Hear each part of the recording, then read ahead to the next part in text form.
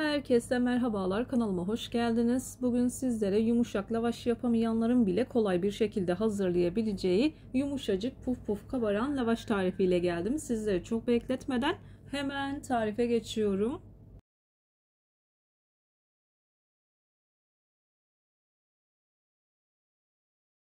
Tarifim için ilk olarak yoğurma kabına 1 paket instant maya, 1 yemek kaşığı toz şeker, 1 bardak ılık süt, yarım bardak kadar ılık su ekliyorum.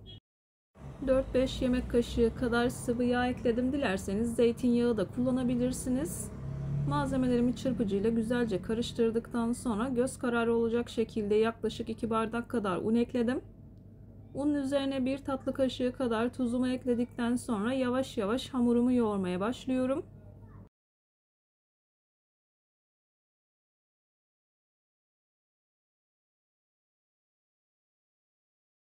Unu azar azar kontrollü bir şekilde eklemeye özen gösterin. Ben bu tarif için toplamda 4 bardak kadar un kullandım. Unun markasına ve kalitesine göre değişkenlik gösterebilir. Lütfen kontrollü ekleyin.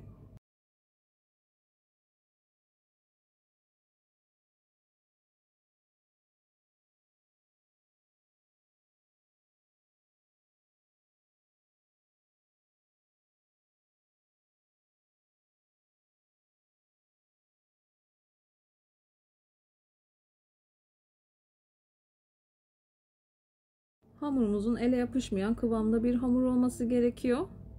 Hamuru yoğurma kabında şöyle bir toparladıktan sonra masaya alıyorum. Masada özlü bir hal alıncaya kadar 2-3 dakika kadar daha yoğuruyorum.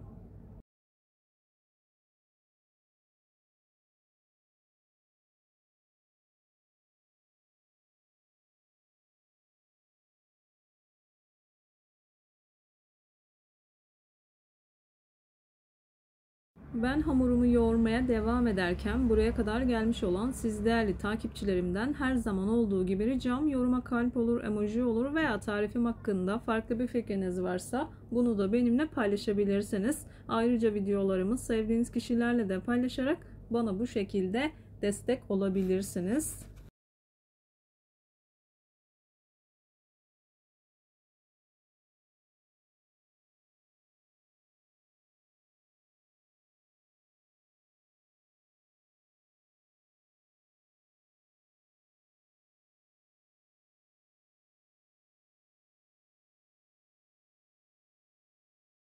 Hamurumu şöyle bir yoğurup toparladıktan sonra istediğim kıvama geldikten sonra buzdolabı poşetinin içerisine alıyorum. Yaklaşık yarım saat kadar bu şekilde dinlendiriyorum.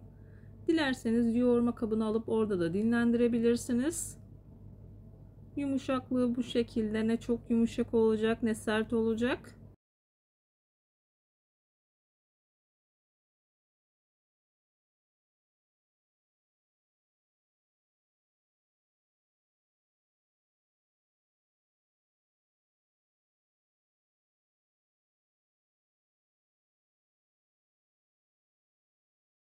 Poşetin içerisine aldıktan sonra yarım saat kadar bu şekilde dinlendirdim. Poşetin içerisinden çıkartıyorum.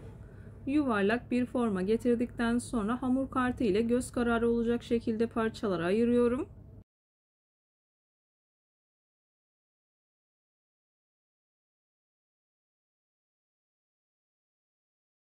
Bezeleri ben kullandığım tavaya göre ayarlıyorum. Bu hamurdan toplamda 9 adet beze elde ettim. İlerleyen dakikalarda tavanın büyüklüğünü yakından görebilirsiniz. 36 santimlik bir tavadır. Hamuru biraz ince açtım. Dilerseniz daha kalın lavaşlar da yapabilirsiniz ama ince her zaman daha güzel oluyor.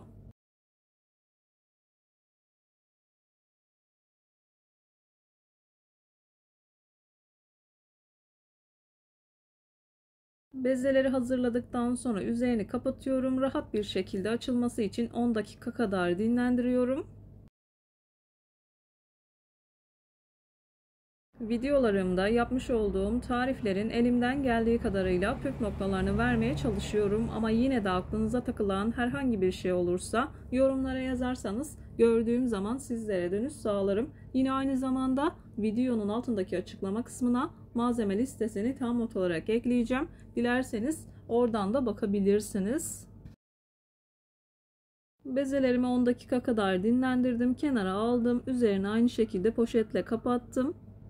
Tezgahıma biraz un serptim. Hamurun üzerine biraz un serperek yavaş yavaş oklava yardımıyla açıyorum.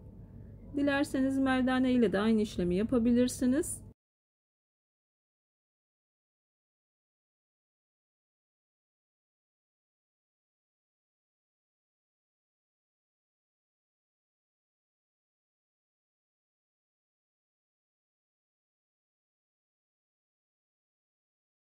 Açtığım bezeyi yaklaşık 35-36 santim olacak şekilde açıyorum.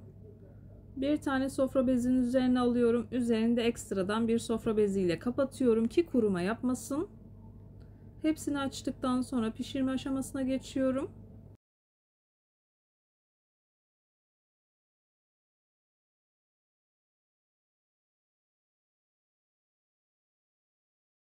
Tam da bu aşamada hamurumu açmaya devam ederken sizlere biraz kanalımdan bahsetmek istiyorum. Kanalımdan birçok tarife ulaşabilirsiniz. Kete tarifleri, baklava tarifleri, su böreği tarifi, mantı tarifi, çok sevilen, çok beğenilen içli köfte tariflerime de yine kanalımdan ulaşabilirsiniz. Tariflerimi gönül rahatlığı ile deneyebilirsiniz. Beğenmediğim, defalarca kez uygulamadığım hiçbir tarifi kanalımda yayınlamıyorum.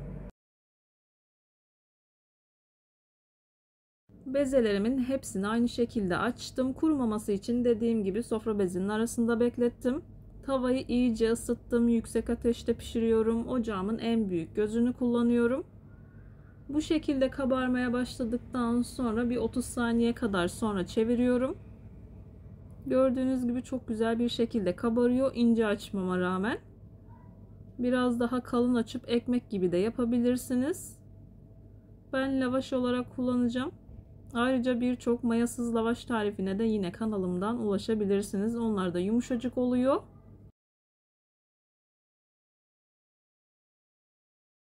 Lavaş hazırlarken ve pişirirken dikkat etmeniz gereken en önemli noktalar: açarken çok aşırı un kullanmamaya dikkat edin. Hamuru kurutmamaya dikkat edin. Hamuru pişirirken de yüksek ateşte hızlı bir şekilde pişirin. Daha sonra kalınca bir sofra bezinin arasında toplayıp o şekilde muhafaza edebilirsiniz.